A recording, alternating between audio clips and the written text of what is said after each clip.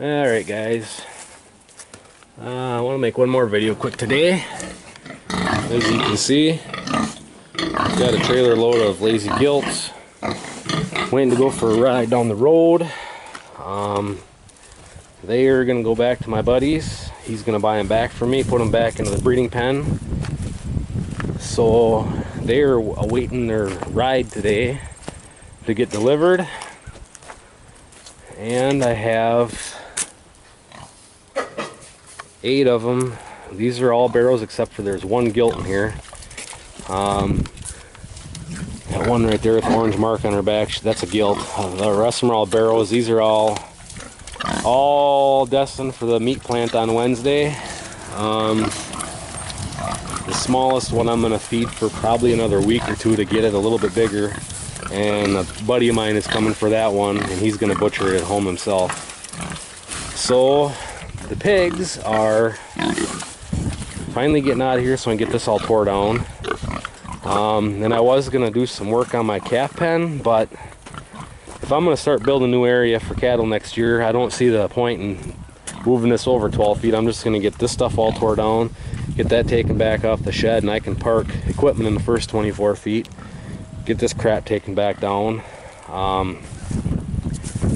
And this morning I got the pigs loaded and separated, and I got all the calves separated from the cows, so it's a noisy day here at the farm, which they're actually being pretty quiet right now. But a bale of hay to the calves, there's some shell corn and oats in the bunk for them, and that bull calf is over there at the mineral tub. So I got the calves weaned, or not weaned, I guess they're separated from the cows to start weaning them. The cows are on the other side there. So yeah, calves are separated. Around first, second week of November I always castrate. I like to wait till the flies are done. And then after I castrate everybody, when I run everybody through the chute, the heifers will get their second ear tag, so they're double marked, and then they will probably go back with the cows, because by then the cows should be, the cows should be dried off. So there's 3 heifer calves, they'll go back with the cows. So they're separated. And the other thing, I'll walk over here. Me and the wife have been talking about this new building we're going to build, and I want to build it an open south lean-to mono slope. But we're sitting here talking, and if we're gonna, our goal is, if we get this other land, we'd like to get up to 41 cows. I know 41 is kind of a goofy number. You can see she was cleaning all the crap out of her horse pasture. If we want to get up to 41 cows, we should build a building big enough for 41 cows. Well, if I build a mono slope, about the widest I can go is 18 without ordering mono slope rafters, which I need to call and get a price on them just to compare them. I really would like a mono slope shed, you know, with the slope going to the north instead of coming to the south, so that way the rain runs not in their pen, it runs the other way. Snow will go the other way, whatnot. But with the amount of room we have here, I don't, an 18 or 20 foot wide monoslope isn't going to be wide enough to house that many animals. And I'm trying to set it up so there's enough room that I can keep 30 steers to finish. You know, and if we get that big, I'm going to have to finish steers in the steer lot. But then I want to build the cow part of it big enough that you all know that I've been calving in the spring, and I want to build it, you figure, around 50 square foot per cow calf pair to have enough bedding room. Well, in order to make enough room, or a big enough building with the amount of room I have here before I get to my natural water run and everything, I can't do it. It would have to be with a 36 foot wide building. Well, now all of a sudden we're talking regular roof trusses and not monoslope. I could I know they make monoslopes bigger than that. It's just I don't know what the cost is going to be. And for this next year, it might be that I just build the back wall, put the steel on that, and they just have a wind block for next year. And this building isn't going to start happening until next spring. If I'm lucky, I might set the corner posts just so they're there to start, you know, going off of whatever. But it might be that next year there's just a wind block for everybody, because the herd ain't going to be that big. And technically, my steers could go back out with the cows on pasture next year, being I culled off a bunch of cows. So next year I wouldn't necessarily have to have anybody on a lot. But I'm hoping to get that all graded out. And I kind of want to dig down and get some of the sand out and bring shale back in before I would pour concrete. Just because the rats will burrow underneath the concrete if there's sand, and I have gophers around here and they do the same damn thing. And if it's going to crack, it's going to be because I don't know the bastards are underneath there tunneling, creating voids underneath there. So I want to dig it down a couple feet, build it back up with shale so there's a good base, and then pour concrete. And just, it's in the penciling out works right now, trying to figure out exactly how to set it all up.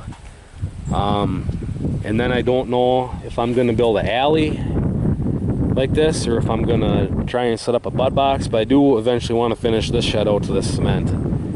So there's a couple calving pens in here, and then a room on this side for bedding and for hay for the horse, hay for if there's cows in the calving pens, bedding for the calving pens. The horse doesn't have bedding. The wife keeps her stall cleaned every day, and she's got rubber mats to lay on, and really she doesn't lay down. If that goofball lays down, she lays out on a snowbank. So I don't know if I'm going to build another alley, or if I'm going to build a bud box that's going to lead into an alley, into the chute, or what. I'm just trying to pencil it all out, but I need to call and get some prices on trusses, and then trying to decide which type of building I'm going to do. I'd really prefer a monoslope, and I'd really like to build a barn like what the Farming Life and those guys have out there in Pennsylvania, but I don't want to have to feed with a TMR. I like being able to grab a bucket of silage, dump it in the bunk, grab a pail of corn or whatever, dump it on top, bring a bale out, put it in the bale feeder. In a building like that, you basically have to have a TMR to feed them. So I'm just going to do an outdoor feed lot again. The nice thing about their setup is that when they're feeding them and it snows out, they don't have to clean up snow out of their lot, and their manure is not full of extra moisture in the spring because it stayed dry. That's an advantage to their setup. But in the winter, I don't want to have to start two pieces of equipment and have a TMR mixer I got to run to do all the feeding. So I'm going to continue to do a lot like I have now. It's just I want a bigger shed, and I want it. So if you look at here, there's 12, 24, 36 feet right here. I want to start my new building right around here, because I want to be able to drive around this shed, and I want that cement pad right here for I can park stuff on, and I want that lean-to for parking stuff in. But I like to be able to get around the whole machine shed with stuff, instead of being I can only get around that one side. And then if I have this all open, I can store hay up in here, I can do whatever. But eventually we were talking about building a hay barn down there, and then when we build that, we're gonna put extra posts in the ground so we can make bunker walls on the north side. But that's kind of, I don't know, it's kind of rambling on about what's going on here with the idea of the cattle shed, which I have at least 5-6 months to think about it, but just trying to figure out the best way to do it. And if I do a long monoslope, I'm going to have it so there's a pad that comes out the end, and then 16 feet along here, be 16 by 48, will be a alleyway or whatever, with a gate that I can get into the cow lot. And then I'm going to have a gate in the corner here where I can get into the calf lot, but then this alleyway, the 16 feet, is going to be so I can run cattle over here to either into the bud box or set up an alley or whatever, so I can get cows into the bud box. I can run animals back into these two pens or whatever, and then it'll still be set up where I can have cows return out to the pasture, because really when I'm sorting out animals I don't really need 3 pens, and if I do I can just set up a couple of these corral panels out here where I could have a third area there that I can set up, do my sorting, as soon as I'm done take the panels back down, and then still have room. So like I say, it's just drawing it on a paper and then, you know, crinkling up the paper and drawing the next idea, and it's hard to decide exactly what to do. But I need to go and get some prices on stuff now that things are kind of slowing down. Give me time to go get some prices on things. But anyways, that's kind of what's going on here. And I'm hoping this winter to get that old hog barn burnt up and get all that mess cleaned up. And if I get it set up the way I want it, I want cement pad here, and then I'll have a bigger area where the cows can walk around in the winter if they're locked in here. Or I can close the gate and keep them on the concrete when it gets muddy. This year still undecided if I'm going to outwinter or if I'm going to feed them on the lot. I think part of my problem in that cornfield was when I was feeding, I was always driving down the center, and I think the ground froze really bad. You know, we got deep frost, it took longer for it to thaw, and then it's just been a water issue all summer. Well, if I do outwinter, I'm going to run the high side here, go out and feed, come back there, and hopefully the cows don't cut country, you know, and do that. Otherwise I might just feed them on the lot and compare it and see if I leave the snow and don't pack it down, if the winter eye will do better next spring, because I do want to cut that. I do want to cut that winter eye for hay before I plant corn next year. And I think if I don't have the cows on there over winter and it keeps a good snowpack on it, I think the winter eye will get growing faster in the spring. And then maybe I can get it cut off earlier and get corn planted earlier, because next year, like I said, I'd like to get silage done at least a week or two earlier than this year, so we get it planted earlier. Hopefully it grows up enough I can graze it in the fall before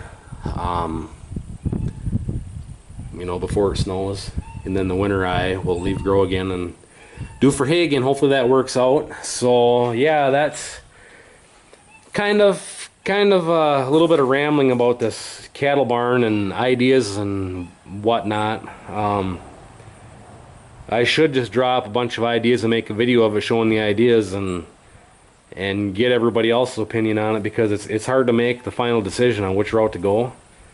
And it depends. If you do one type of building, you don't need as long a post. Well, if I'm going to order all the posts now because I have the money for it and I'd like to build the back wall, it'd be nice to know which way you're going to go before you order the posts.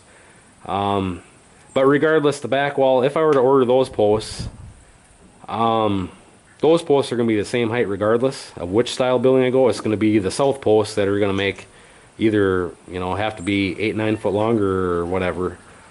And then the other thing is, if I were to do a 36-foot wide building, I don't need as many posts. So if I did it that way, a shorter, wider building, I could have an entrance on that side of the building to get into the cow lot. I could have the entrance on this side of the calf pen or the steer pen to get into that area. And then I could just build a new alleyway down here, you know, and have an alleyway coming back in here instead of trying to build a bud box, which it doesn't bother me either way, whichever way we decide to build. I've already got that section still here. It's just a matter of redoing it the way it was. And then if we ever get this building finished off, if that'll be done to that far, then I just got to build the alleyway down, then do my trickery setup again where the cows walk in through one part of the alley to come in for water all summer, and then when I want to work them, they're all in here. I close the gate, they think they're going back to pasture. No, lo and behold, they're going to the chute. So I don't know which way to do. Like I say, I should draw it all up on paper and then make a video for you guys to look at and get everybody else's inputs on it. I can sit here and point and talk and try to explain it until I'm blue in the face. And some people, it's visual. You got to see it, and my wife is that way. So I should just draw everything up on paper and then make a video. Everybody can see it and then go from there. But like I say, I'm going to go and get some prices. Price on monoslope trusses. I can get price on normal trusses from Menards right online. And to build a 36-foot wide by 96-foot long building, the trusses are going to be around just under $3,700 plus tax. And I don't know what monoslope trusses are, but if I'm gonna order expensive mono truss, I want the building to be 36 feet wide, because then I don't have to have near as long a building, which same with 36. But if I were to do a monoslope this style, really the biggest span you're going to want to go is 20 foot with a 2x12, and a lot of them I double up the 2x12 as well.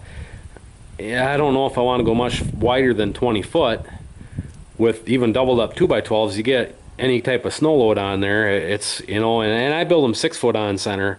You know, a lot of these guys will go 8 foot on center and then put the 2x4s on edge, so they're more rigid to hold the roof on.